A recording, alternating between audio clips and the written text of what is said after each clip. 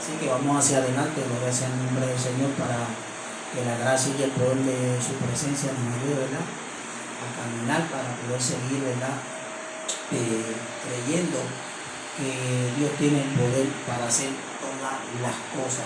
Así que nos gozamos y nos alegramos, ¿verdad?, de estar en la presencia del Señor para gozarnos de esas ricas bendiciones y para poder, ¿verdad?, seguir, ¿verdad?, caminando en el Señor. Gloria al que vive para siempre. Así que estamos, ¿verdad?, gozosos y contentos de estar en su presencia, de estar, ¿verdad?, en la casa del Señor para alabarle y glorificarle de una forma en especial. Oramos y buscamos las escrituras en el libro de Hebreos capítulo 8. Hebreos capítulo 8.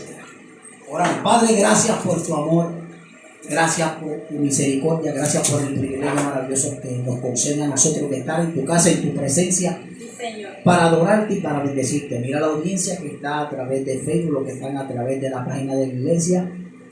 Te pido que te glorifiques de una forma en especial. Ayúdanos, Dios. Queremos ponernos en tus manos, Dios, para que tú le hables al pueblo, para que el pueblo pueda entender y pueda ser apercibido de lo que está aconteciendo, de lo que va a suceder, y que tu palabra no tornará atrás. Glorifícate de una forma especial. En el nombre de Jesús. Amén, amén y amén. Pues estamos en vivo. La iglesia La Roca, la voz del arrebatamiento, con los pastores Marlín Vázquez y Antonio González y su amada congregación. Así que nos pueden encontrar por la iglesia La Roca a través de YouTube, Iglesia La Roca, la voz del arrebatamiento. Felicitamos a las madres que están conectadas en este día muy especial. Gócese, alabado sea el nombre del Señor, con regalos sin regalos. Los regalos no significan nada. Lo que aquí vale es que usted se dé su lugar. El mejor regalo es usted, madre. Disfrute el día, gócese de forma muy especial. Saludamos a la distancia a la señora Elizabeth Rivera, que es mi progenitora, gloria sea el nombre del Señor, que tiene que estar conectada viéndonos, gloria sea el nombre del Señor, y a mi hermana Marieli Moyo, gloria el que vive en la presencia. Así que un cordial saludo a todos los hermanos que nos están viendo y que nos están escuchando. Fíjense, este es el estudio bíblico, un llamado, una salvación, gloria sea que reina por las eternidades. Así que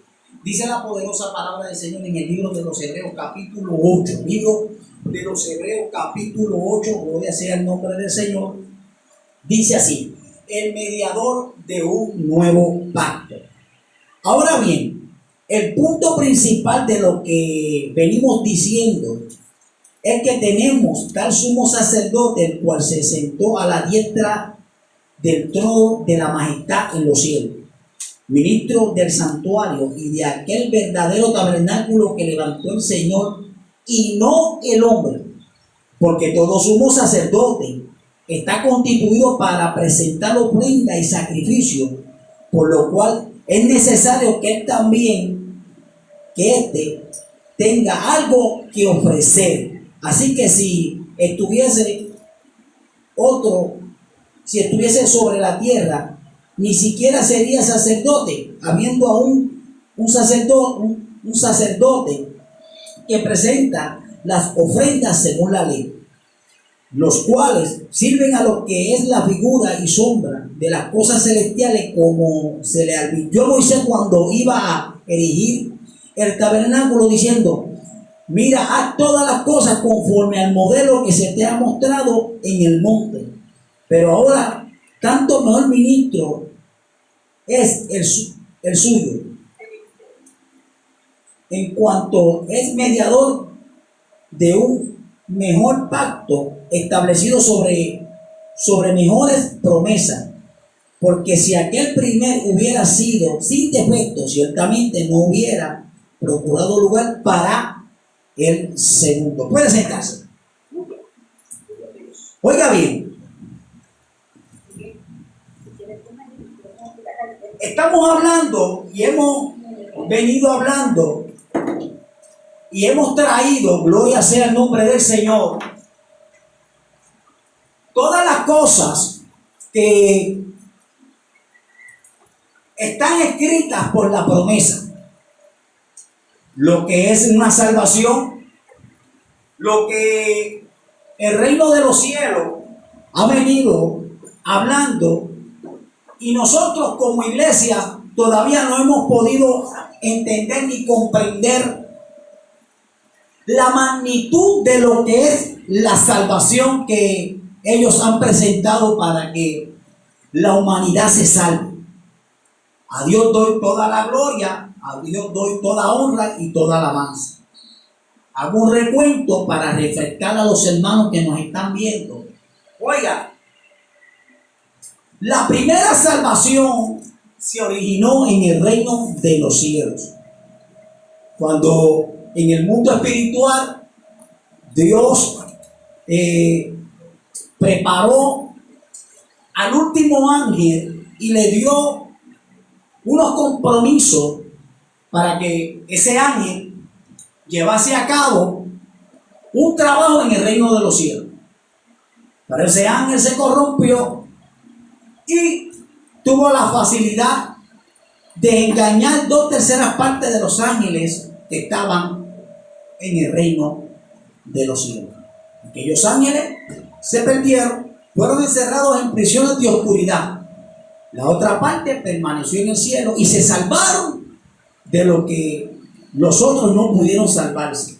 Quiere decir que fueron probados aquellos ángeles en el reino de los cielos. ¿Saben? Aquellos ángeles en la patria celestial fueron ¿qué? Fueron probados. ¿Por quién? Bueno, por la creación, por su creador. O sea, ellos fueron probados de tal manera que una parte, es decir, más de 2/3 partes se perdió y otra parte se salvó. Unos fueron a prisiones de oscuridad y otros quedaron, gloria sea el nombre del Señor, otros quedaron en el reino de los cielos. Ahí fue la primera salvación. La segunda salvación se originó en Noé y su familia. Noé y su familia fueron los que entraron a esa salvación. Esa es la salvación que la salvación física humana, donde siete personas se salvaron montándose en un arca. Cuando aquellas 7 personas se salvaron entrando en el arca, oiga, se salvaron porque aquel hombre halló gracia delante de los ojos de Dios. Y como halló gracia, pues Dios le dijo, hazte un arca, y construyó un arca para que entres tú y tu familia. Pero el plan de Dios no era que entrara Noé y sus familias y los animales, era a ver cuántas personas querían salvarse. Pero como el pecado estaba tan abundante en la tierra, pues ellos no entendieron. ¿Por qué ellos no entendieron? Porque el arca, cuando fue construida, fue para probar de nuevo a la creación. O sea, Dios probó ángeles en el reino de los cielos y ahora iba a probar seres humanos en la tierra. Esas 7 personas fueron salvos porque se montaron en el arca. Seres humanos. Pero esa gente que se perdió en el diluvio, también fueron constituidas gente que habían pecado en contra de lo de Dios. Entonces, pero habían muerto gente antes del diluvio, habían muerto hombres de Dios, mujeres de Dios, familiares de Dios, que habían muerto, pero habían muerto esperando la promesa de lo que decían los hombres de Dios. Escucha bien, ¿saben? Por eso es que vemos a los hombres de Dios que murieron esperando la promesa. ¿Saben? Hombres de Dios que murieron esperando la promesa, como hombres que predicaron con un mensaje fuerte y directo, como Enoc. ¿Saben? Como Enoc. ¿Saben? Enoc no sufrió muerte, pero Enoc fue que arrebatado por aquellos que lo buscaban para matarlo, para callar lo que él decía. Pero cuando ese hombre fue arrebatado, no que ese hombre fue arrebatado al cielo, ese hombre fue arrebatado y guardado en un lugar para él esperar la promesa de lo que él estaba diciendo. Porque muchos cambiaron, muchos murieron esperando esa promesa. ¿Por qué? Porque Enoc dijo en un momento dado: veo al Señor con sus santas decenas de millares de ángeles para hacer juicio y dejar convictos a los hombres. Mira esto. Enoc desaparece, viene el plan de Dios con Noé. ¿Sabe? Noé viene a traer ¿qué?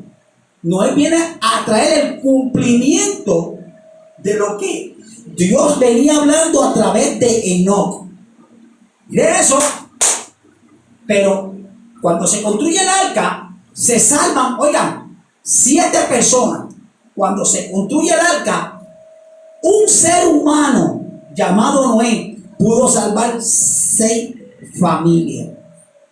¿Por qué? ¿Por qué?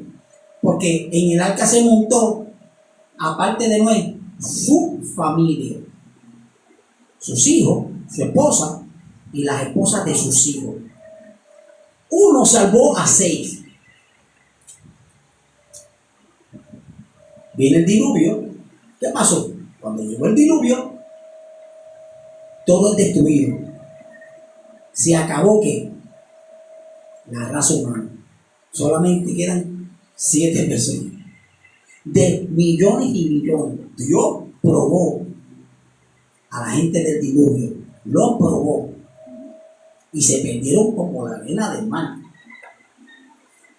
¿Y quiénes se perdieron? Dice la Biblia que viendo los hijos de Dios, oiga, que los hijos de los hombres eran hermosas, viendo los hijos de Dios. O sea, yo lo que te quiero decirle es que los hijos de Dios, después que nos convertimos, nos queremos seguir dando la vida que antes nos dábamos. No, yo le sirvo al Señor ahora, y como yo le sirvo a Dios, yo quiero seguir haciendo lo que yo quiero. Yo quiero seguir haciendo lo que a mí me da la gana. Y esa es la verdad. O sea, es que queremos seguir haciendo lo que nos da la gana, pero con el Espíritu Santo, con la palabra de Dios, como pastor, como predicador, como profeta, como apóstol. Yo quiero seguir haciendo lo que me da la gana, porque, ¿sabes? Eso está en mi genes, eso está en mí. Entonces, Dios destruyó una generación completa. ¿Por qué Dios destruyó una generación completa? ¿Por qué? Por eso mismo. ¿Por qué? Porque ellos querían seguir haciendo lo que les daba la gana. Y hoy en día nosotros, los pastores, los predicadores, los apóstoles, los profetas, los maestros, las ovejas, sea como se llame, queremos seguir haciendo lo que nos da la gana, pero ahora hay un problema. Ahora es con el Espíritu Santo. ¿Entiendes? Ahora es con el Espíritu Santo de Dios.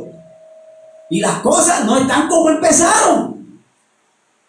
Porque cada generación, Dios ha venido en cada generación. O sea, y te voy a dar un ejemplo de lo que es la salvación, porque la gente dice que Dios me escogió desde el vientre de mi madre. Mire, Dios escoge a todo el mundo desde el vientre.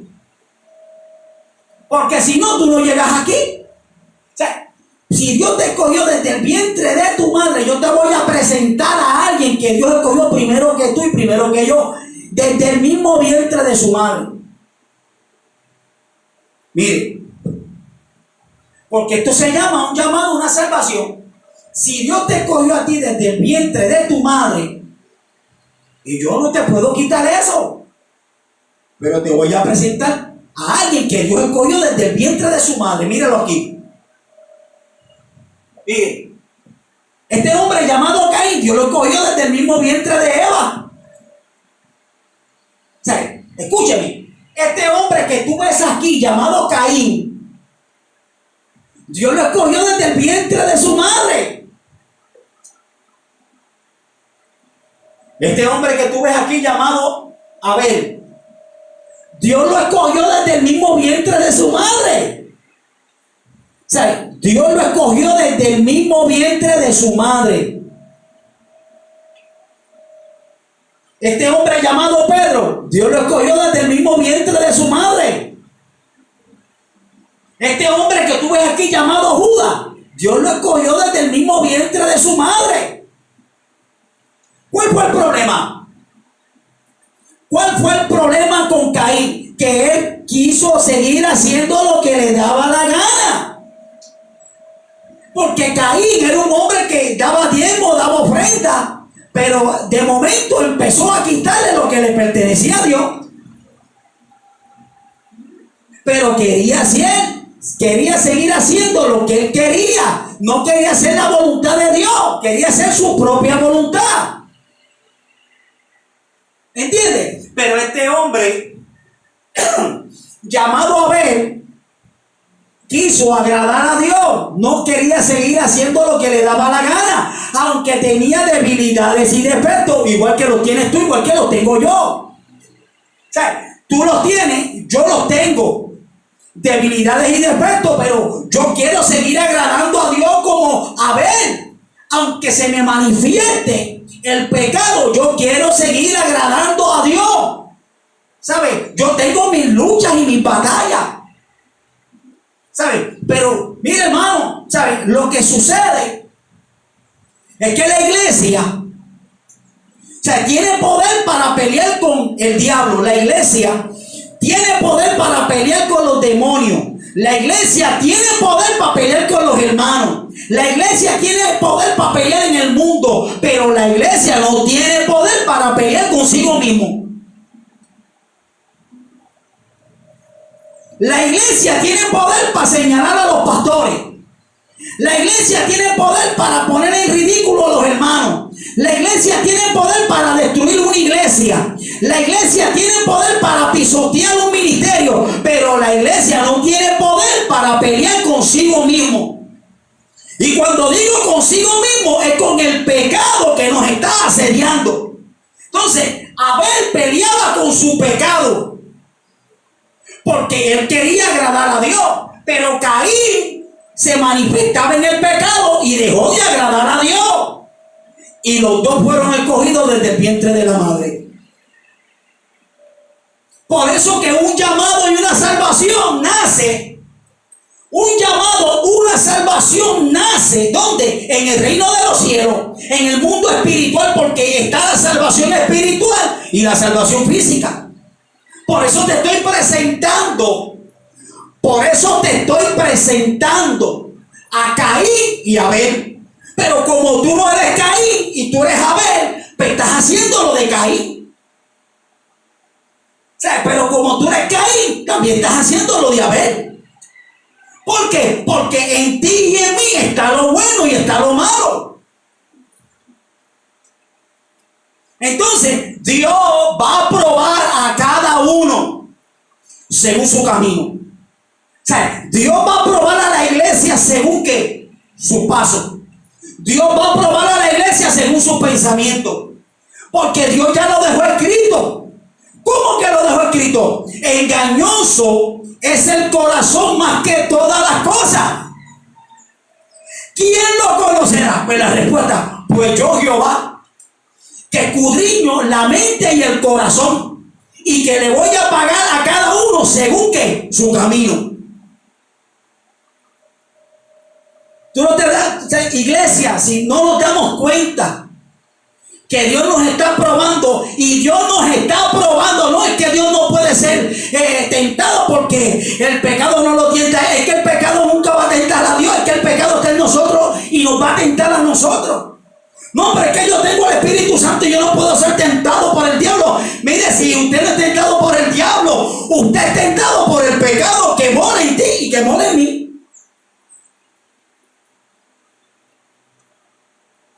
El diablo es el diablo. Los demonios son los demonios. Pero la semilla del pecado está en nosotros. Y esa semilla responde al wifi que tiene el diablo, que es el pecado. Y ese pecado está incrustado en nuestra carne. Si tú quieres vencer el pecado y si yo quiero vencer el pecado, pues muérase y yo me voy a morir también. Pero es que tampoco el pecado quiere la muerte, porque el pecado no tiene dónde enseñorearse. El pecado se enseñorea en el cuerpo humano vivo, no muerto. Por eso es que la Biblia dice, vamos a darle muerte al pecado.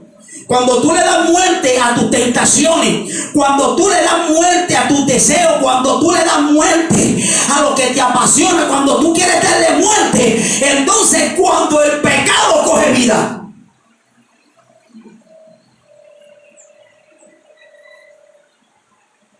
Y ese ejemplo fue dejado y fue escrito por un hombre llamado Pablo. Porque es que lo que yo no quiero hacer, eso hago. ¿Qué es lo que tú no quieres hacer? ¿Qué haces? Eso tú no se lo dices a nadie. Eso no, tú no se lo dices al pastor. Eso tú no se lo dices a los hermanos. Porque si sale de tu boca, el pastor o el hermano te va a destruir. ¿Cuál es el pecado? Óigame, porque mire, usted no, mire, iglesia que nos está viendo, pastor, evangelista, profeta, evangélico, como te llame, de cualquier denominación.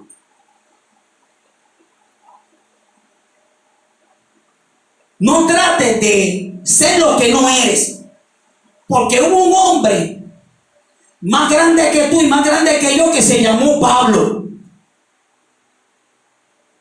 Y Pablo fue usado para dejar escrito por donde la iglesia va a pasar. Y el Espíritu Santo, la palabra y el Cristo de la gloria le enseñaron a él para enseñarnos a nosotros lo que dejaron escrito, que lo que yo no quiero hacer, eso es lo que yo hago. Y si Pablo luchaba con sus debilidades y con sus defectos porque él quería agradar a Dios y no el pecado, pero descubrió que el pecado se estaba enseñoreando de él, descubrió que el pecado lo estaba abofeteando. Lo que pasa es que Pablo no dice cuál era el pecado que lo abofeteaba. No, los ojos, estaba enfermo. No, eso no son los ojos. Te he rogado que quites de mí este problema, esta situación. Bástate de mi gracia, porque mi poder se va a perfeccionar en tu debilidad. Entonces quiere decir que tú y yo tenemos una debilidad.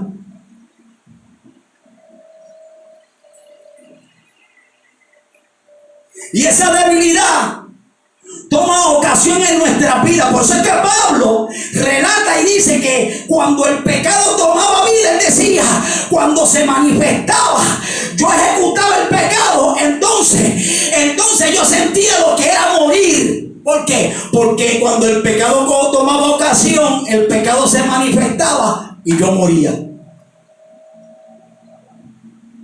Por eso es que tú te sientes cuando el pecado se enseñorea y el pecado toma ocasión en tu vida, toma ocasión en mi vida. Usted y yo nos entristecemos. Aquí el Espíritu Santo no tiene que entristecerse por el pecado, porque el pecado no puede enseñorearse del Espíritu de Dios.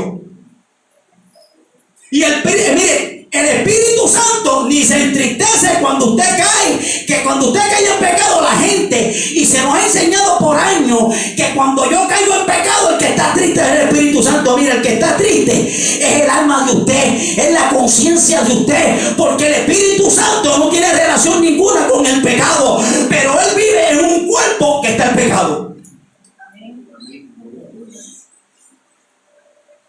Deje de estar echándole la culpa al Espíritu Santo que está entristecido. Si es que la Biblia dice que el Espíritu Santo está entristecido, no. Lea bien lo que dice ahí, porque el Espíritu Santo dice, y no lo contristéis. No lo contristes para el día del arrebatamiento. Porque tú sabes lo que va a pasar, que el Espíritu Santo va a tomar venganza sobre ti y te va a echar a lo que tú querías. Como tú no quisiste dejar lo de Caín, pues yo te voy a soltar. Como tú querías seguir viviendo como Caín, y yo te estaba redarguyendo, yo te estaba diciendo para que no te perdiese, yo te redarguyía, yo te fortalecía, yo te sanaba, estaba contigo de día, estaba contigo de noche, estaba contigo dándote victoria. Veía cuando caía, veía cuando fracasaba, te levantaba, te entusiasmaba, pero tú no quisiste cambiar porque quisiste seguir el camino de Caín.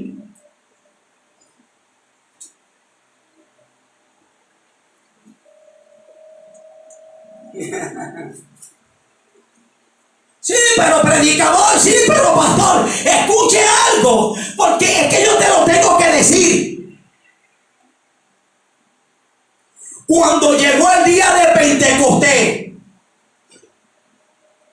¿sabe? Cuando llegó el día de Pentecostés,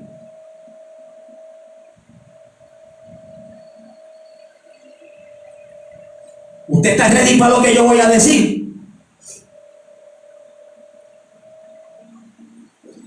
Llegó como un estruendo.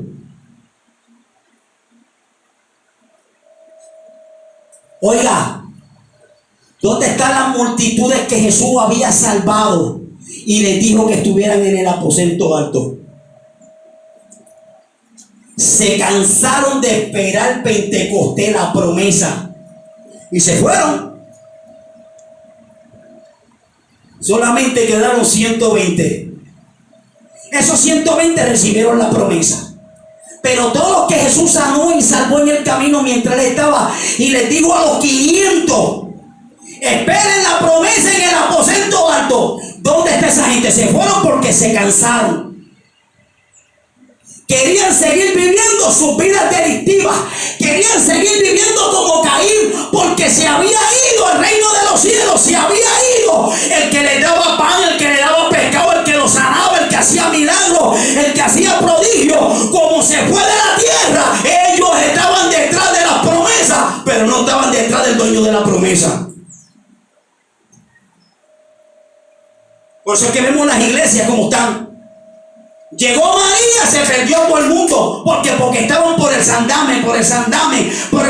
Y cuando llegó María, llegó como un relámpago que se llevó un 90% de todas las congregaciones, a los hermanos que tenían mucha fe, a los superhéroes, los que tenían mucha fe. No, yo soy un hombre de fe, pero llegó María y se lo llevó.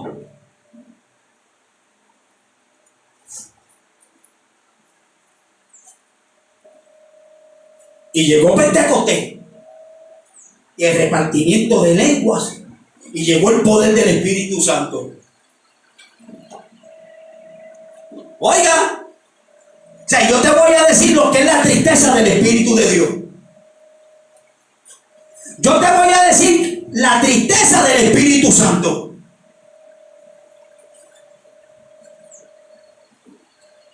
La tristeza del Espíritu Santo no es que Él se pone a llorar cuando tú y yo caemos en pecado. La tristeza del Espíritu Santo no es que cuando tú y yo hacemos algo, Él se va a una esquina a llorar porque Él es un caballero, como dice la gente. Si Él es un caballero, entonces ¿por qué nosotros no lo respetamos como un caballero?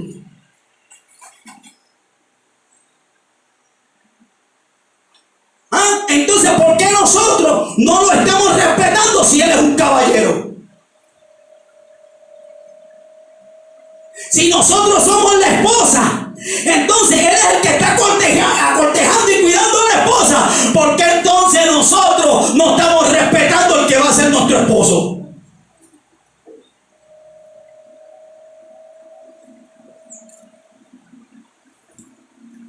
Pero yo te voy a decir la tristeza del Espíritu de Dios. Empezó el ministerio después de Pentecostés a crecer. Pero dentro de todo eso llegaron unos hermanos que tenían el Espíritu de Dios, que estaban llenos del poder de Dios, llamados Ananías y Zafira. Oiga, o sea, yo quiero que tú te agarres por lo que yo te voy a decir, porque como ya tú eres salvo, como ya yo soy salvo, pues yo te voy a presentar un llamado, una salvación. Aquí no hay dos llamados para salvarnos. Un llamado, una salvación. Aquí es uno nada más. Si se va el avión y no nos levantamos el día del arrebatamiento, no espere que nos vamos a levantar después. Como están vendiendo por ahí ahí. No, Dios es un Dios de oportunidades. Sí, Él es un Dios de oportunidades mientras tú no te mueras. Entonces, ¿qué pasó con Ananías y Zafira? Ya tú sabes la historia. Pero te quiero decir que ellos le mintieron al Espíritu Santo.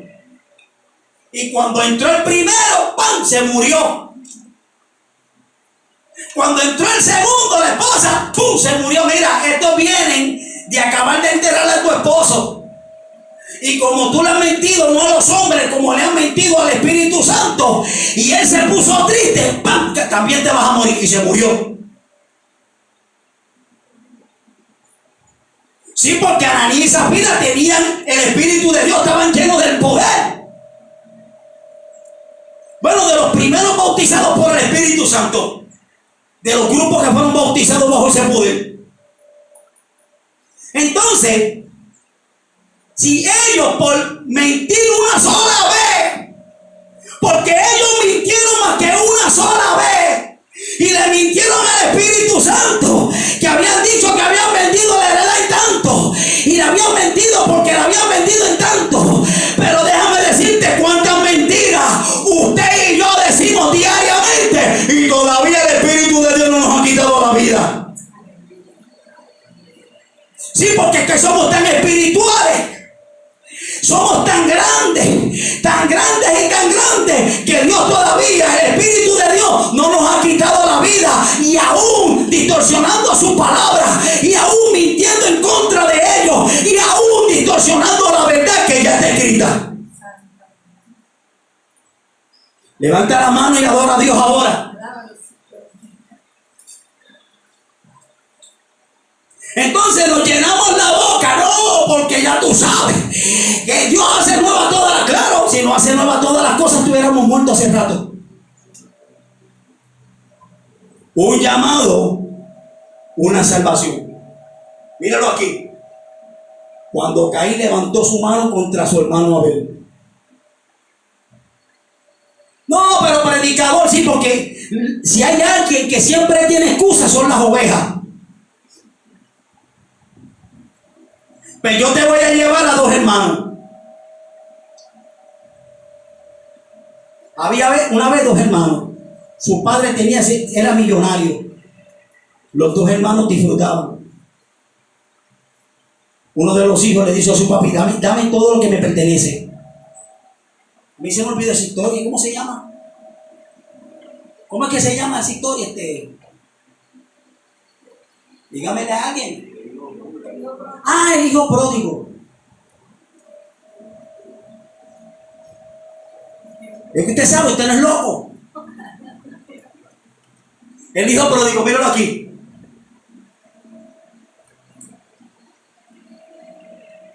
El hijo pródigo. El hijo pródigo. Míralo aquí. El hijo pródigo. Míralo aquí. Pero aquel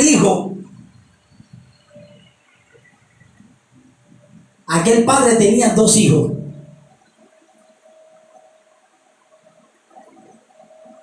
Y como aquel padre tenía dos hijos, aquellos dos hijos disfrutaban de todo lo que su padre tenía. Así mismo en la iglesia tenemos un Padre Celestial y nosotros disfrutamos de lo que nos da ese Padre Celestial. Vida eterna, nos ofreció vida eterna, salud, nos ha dado lo que nadie ha podido darnos. Aquí están los hijos pródigos de Dios. Y a mí me encanta la historia del hijo pródigo. Dijo Juan un día a su papá: dame lo mío, no quiero esperar, yo me voy a la gran ciudad. ¿Sí? Porque así somos los cristianos, los hijos de Dios. Después que Dios nos limpia, después que Dios nos viste, después que Dios nos da bendiciones, después que Dios nos prospera, después que Dios nos hace gente cuando no lo éramos, decidimos volver para el mundo.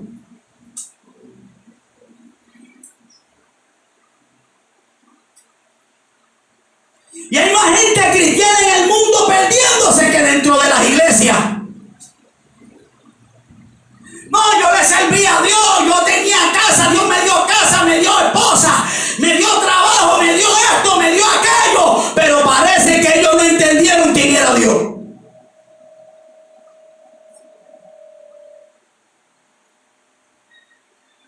Pero aquel hijo decidió volver a su casa después que se arrastró con las algarrobas y con las comidas de los cerdos. ¿Qué hizo su padre? Lo recogió. ¡Ese es mi hijo! Así hace Dios con la iglesia, vuelve y la recoge. Y Dios sabe que nos vamos a volver a infantar. Dios sabe que nos vamos a ensuciar de nuevo. Y nos recoge con ese amor y esa misericordia. Cuando se oye la algarabía, apareció el otro hermano. ¿Pero por qué tanto alboroto y han matado al becerro más gordo, el más lindo? ¿Por qué? Porque tu hijo que estaba perdido ha vuelto. Tu hermano que estaba perdido, que es mi hijo, estaba perdido, pero ha vuelto. Le he vuelto a poner las ropas de gala, le he puesto el anillo. Pero padre, si él gastó todas las riquezas que le diste. Pero padre, tú nunca me has dado nada a mí. Pero si lo mío es tuyo, lo que pasa es que tú no quisiste escogerlo.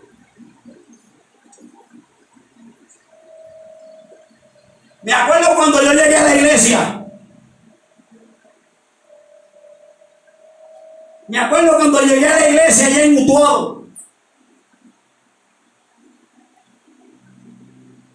Yo vi tanta abundancia de mi padre que empecé a pedir todo y a coger todo lo que él tenía. Quería presencia, quería predicar, quería servirle a Dios en espíritu y en verdad. Pero los que estaban sentados allí no querían. Si en la casa de mi padre hay abundancia, coge lo que tú quieras de la casa de tu padre. Porque en la casa de Jehová hay abundancia para todos. Lo que pasa es que nadie quiere pagar el precio por la abundancia. Y yo que salí de la cárcel. Y yo que salí de la drogadicción, yo que salí de lo más profundo, entonces empecé a llegar a la casa de Dios y empecé a ver la abundancia, abundancia de paz, abundancia de tranquilidad, abundancia de gozo, de que ya nadie me perseguía. Oh, gloria sea el nombre del Señor. Pero los que estaban sentados, empezaron los celos.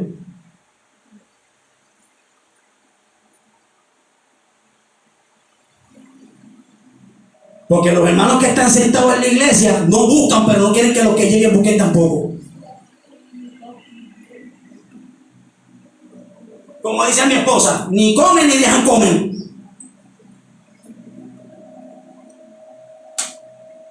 Y cuando Dios me llamó al pastorado, chacho, el pastor está loco y que mandar ese negro para allá. Así se expresaron.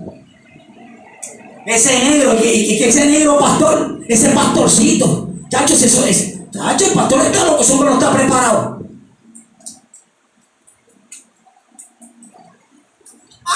Ese fulano, ese es Tony, olvídate, ese es el pastorcito. Chacho, eso.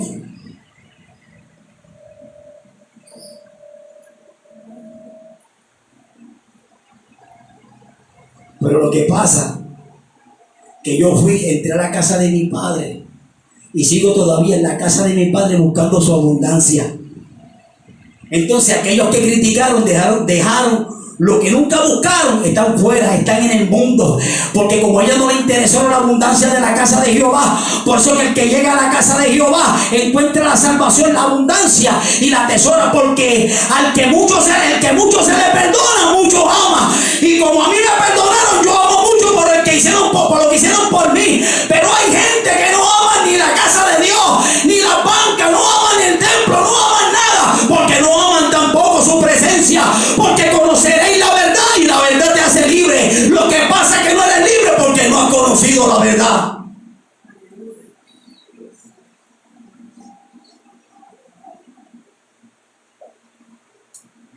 Y como yo siempre digo, hay hermanos dentro de la iglesia que hay que hablarle como a mundanos. Hay hermanos dentro de la iglesia que hay que hablarle como a mundanos. ¿Por qué? Porque los mundanos entienden a los mundanos. Y las ovejas entienden como las ovejas. Por eso cuando Jesús se enfrenta a los líderes religiosos, por eso cuando Jesús se enfrenta a los fariseos, Jesús les dice: ¿por qué ustedes no entienden mi lenguaje? ¿Por qué vosotros no podéis entender mi lenguaje? Nosotros tenemos un padre y se llama Abraham. Si vuestro padre fuese Abraham, las obras de Abraham harían. Si vuestro padre fuese Abraham, las obras de Abraham ustedes harían. Yo hablo lo que he escuchado acerca del Padre.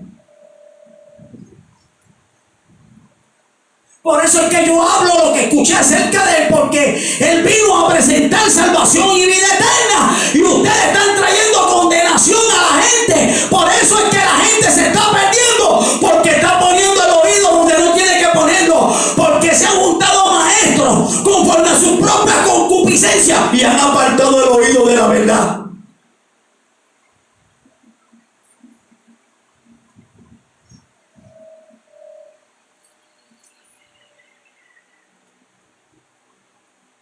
Y Jesús les dijo: ¿por qué no entienden mi lenguaje? Y como ya lo sacaron de carrera a Jesús, Jesús le dijo: vosotros sois de vuestro padre el diablo, y las obras de vuestro padre queréis hacer. Mire, ¿dónde están esas obras? ¿Dónde están esas obras? Aquí están. Porque Jesús no estaba hablando con mundanos, estaba hablando con la gente, con los doctores de la ley, con los que sabían lo que estaba pasando, lo que iba a pasar, porque ellos sabían que Él era el Hijo de Dios. Ellos sabían que Él era la promesa, pero lo que pasa es que tenían un kiosco montado, tenían un negocio montado con los sacrificios, hasta que llegó el dueño del sacrificio.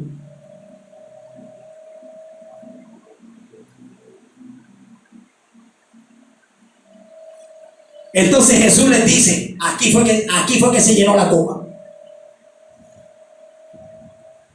Vuestro padre Abraham se gozó de mi día y él lo vio. Le contestan: ¿no tienes tú 40 años y has visto a vuestro padre Abraham? Aquí es que viene la clase.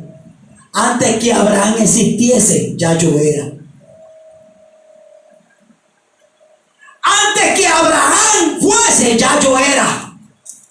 Porque ahí no está hablando Jesús, porque ahí está hablando la persistencia de Cristo. Ahí está hablando la persistencia del sacerdote Melquisedec. Por eso es que yo acabo de leer esa cita bíblica.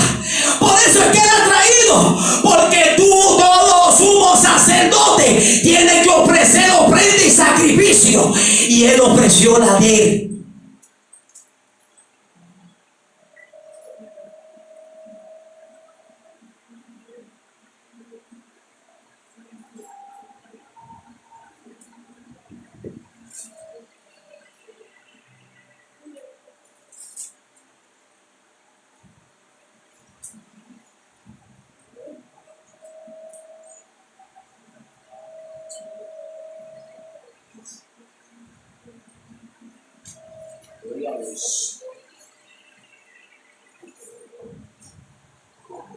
Escúchame bien. Libro de los Hebreos, capítulo 7.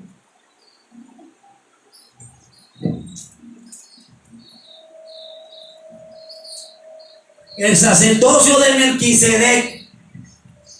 Porque este Melquisedec, rey de Salem, sacerdote del Dios Altísimo, que salió a recibir a Abraham, que volvía de la derrota de los reyes, y le bendijo, a quien asimismo dio a Abraham los diezmos, de todo cuyo nombre significa príncipe, primeramente rey de justicia, y también rey de Salem.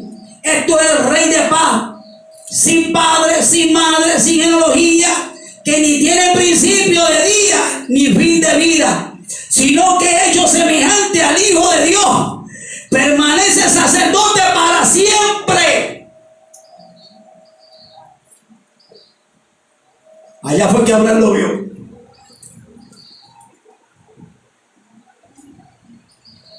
¿Sabe quién es ese? El sacerdote. El sacerdote de Dios. Que es su hijo, el único que podía, ¿qué? hacer el sacrificio, porque ningún hombre puede hacer el sacrificio para llevarlo al reino de los cielos. Esto es espiritual, empezó espiritual y se va a acabar espiritualmente. ¿Tú no me crees? Pues te voy a traer otra historia.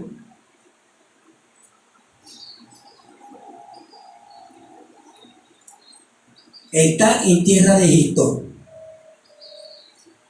Y Dios saca a su pueblo de tierra de Egipto y lo llevó por un desierto con un esposo, con su esposa.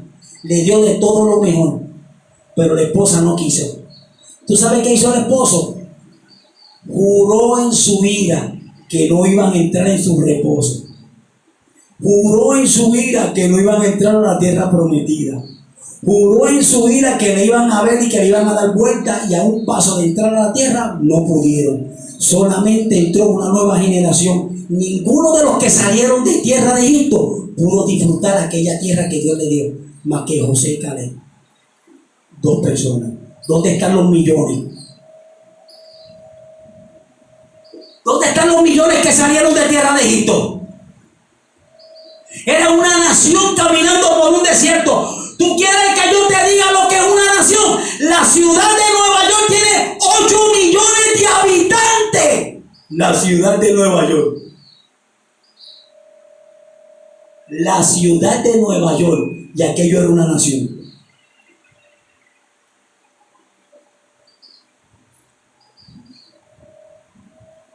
Y él dijo, van a quedar postrados en el desierto. ¿Quedaron postrados en el desierto? Quedaron postrados.